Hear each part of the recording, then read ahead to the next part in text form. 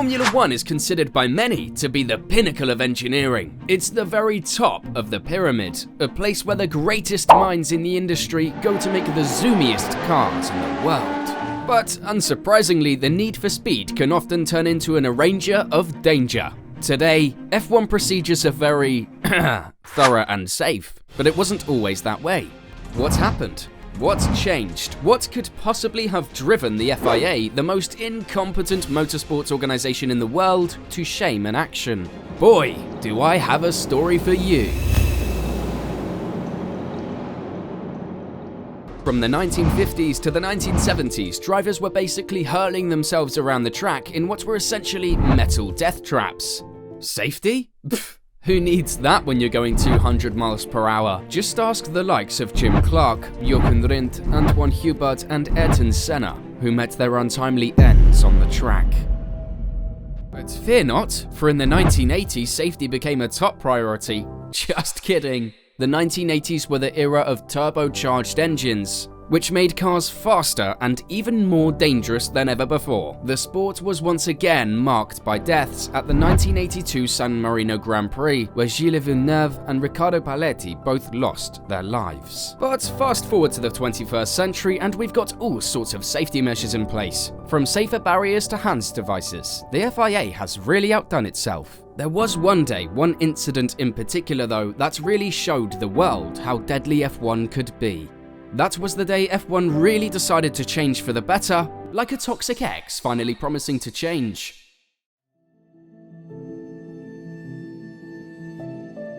Jules Bianchi's death was a tragic moment that shook the world of motorsport to its core. The young French driver had been competing in F1 for just 2 seasons when he suffered a horrific accident during the Japanese Grand Prix. October 3rd, 2014. It was supposed to be just another day. It was supposed to be just another race. Nico Rosberg lined up alongside Lewis Hamilton on the front row, with a fledgling Valtteri Bottas following just behind. Nobody had thought that those pre-race smiles would be short-lived.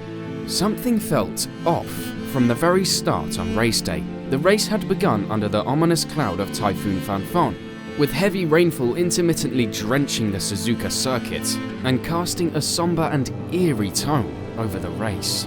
On lap 42, Adrien Sutil's car would spin out of his control at turn 7, commonly referred to as the Dunlop curve. A tractor crane was immediately released to tend to Sutil's car.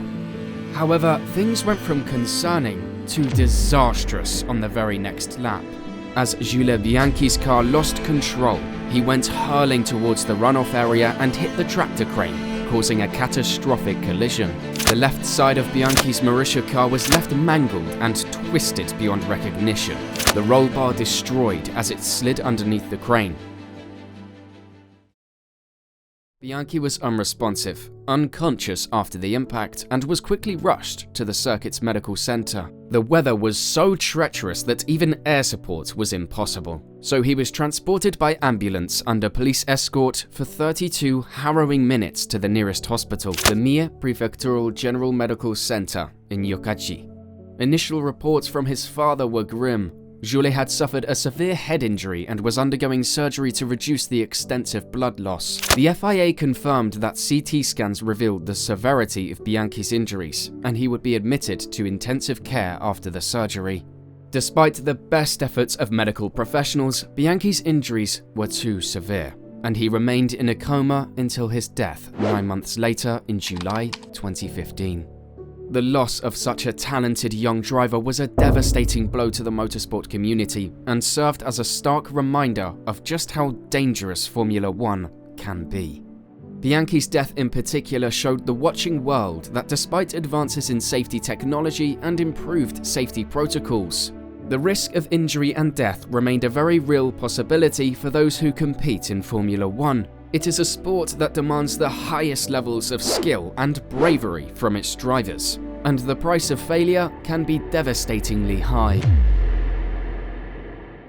But credit where credit is due. The FIA did not let Jules' death go in vain. After the tragic incident, the FIA finally decided to conduct a thorough investigation into the circumstances of his crash. Because obviously, it's much easier to investigate after someone has died than to actually take preventative measures in the first place.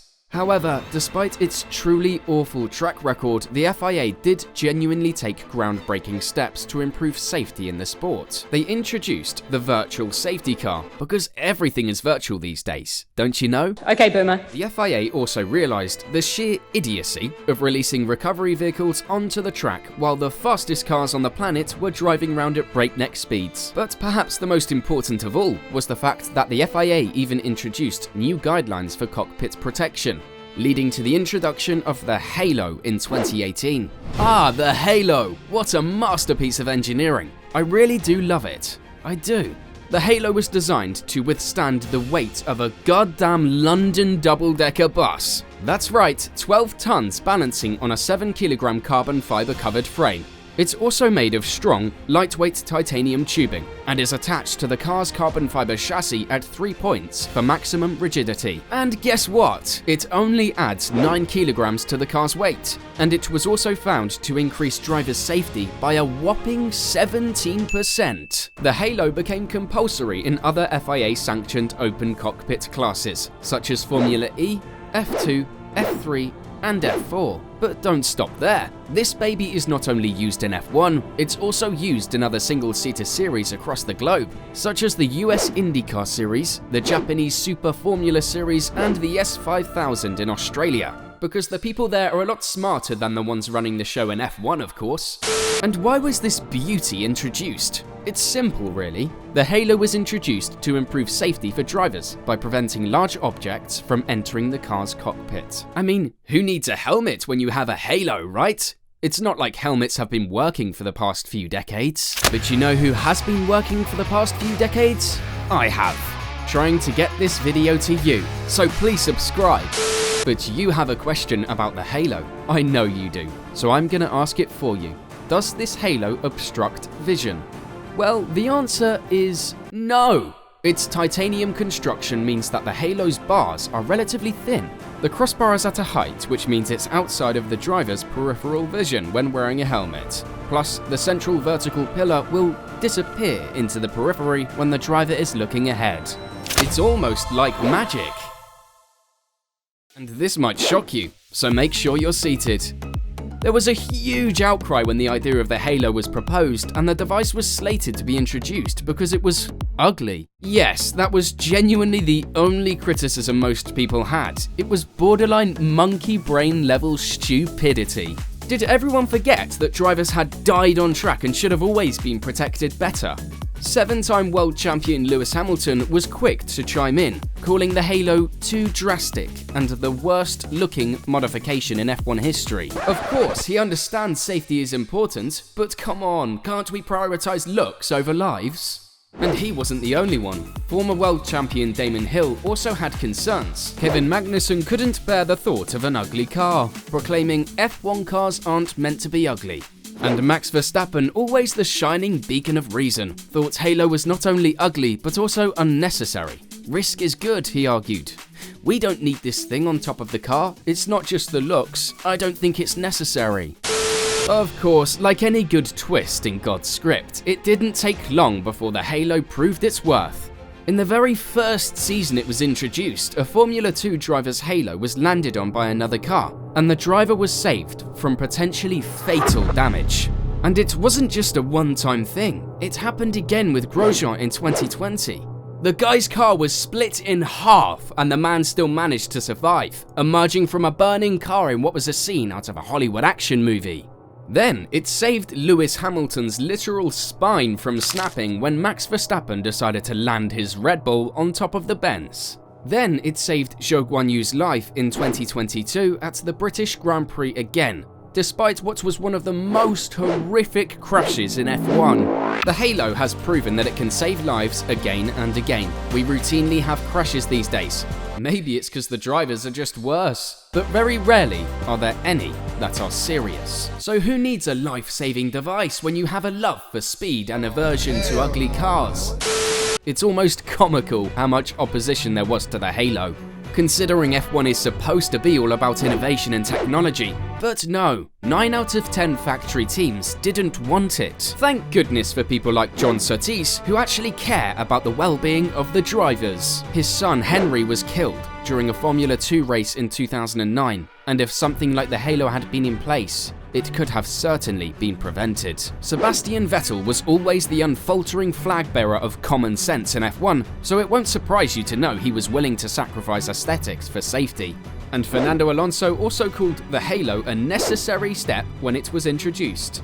Those two are the reason I still have some modicum of faith in humanity. Many other measures followed the arrival of the Halo in F1. Roll bars were one of these measures, designed to flip a car over in the event it ends up upside down. Of course, it's always a bummer when the roll bar doesn't work, like in Joe's case at Silverstone last year.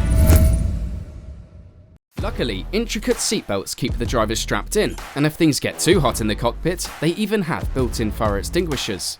The survival cell is another funky addition to the car. It's basically a little bathtub that the driver sits in, surrounded by a crumple zone meant to absorb impact. The drivers can feel all cozy and comfortable while they hurtle around the track at deadly speeds. And let's not forget about the safety standards that tracks have to meet. They actually have to have a certain number of tech pro barriers and runoff areas.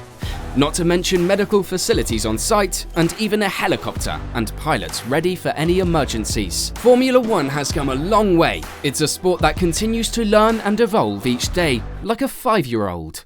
Although, I'm not sure how quickly they learn, because the last Australian GP was a shambles. Still, here's to hoping they can grow some more brain cells soon. We've talked enough about safety for F1 drivers, but what about your safety when I find out you still haven't subscribed to the channel yet? Think about that. And make sure to watch my latest video where I try to cover the entire history of F1 in under 20 minutes. What are you waiting for? Click!